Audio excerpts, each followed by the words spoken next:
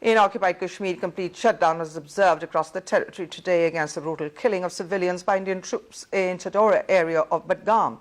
According to the Kashmir Media Service, call for the shutdown was given by the Joint Resistance Leadership comprising Sayyid Ali Gillani, Mir Waiz Umar Farooq and Muhammad Yasin Malik. The leadership also called for a valley-wide protest demonstrations on Friday.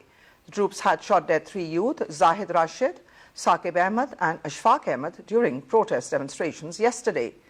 Over 30 people sustained injuries in the troops firing on the protesters who had gathered to rescue some besieged youth. Another youth, Tausif Ahmed, was also killed when Indian forces blasted a house in the area. Meanwhile, thousands of people thronged to attend the funeral prayers. 5 rounds of funeral were held for martyr Tausif Wage before he was laid to rest in his ancestral town.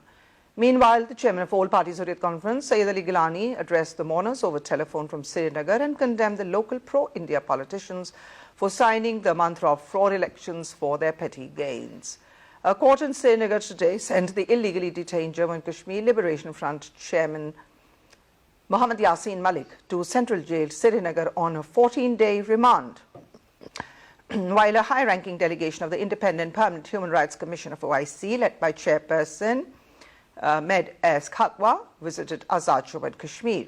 A statement issued by the Foreign Office in Islamabad said that the IPHRC delegation is visiting Pakistan and AJK to gain a better understanding of the Jammu and Kashmir dispute and to interact with refugees from that area who had escaped Indian atrocities.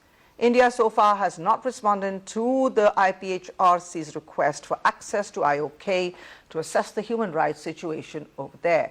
During the visit to AJK, the IPHRC delegation called on the President and the Prime Minister of AJK, who briefed them on the intensified ongoing human rights violations of innocent Kashmiris by the Indian occupation forces in the occupied territory.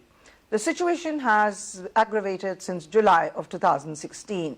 Use of live ammunition and pellet guns and by Indian forces against defenseless civilians has resulted in the martyrdom of more than 150 innocent civilians, 20,000 people injured and scores of people, including young girls and children, blinded.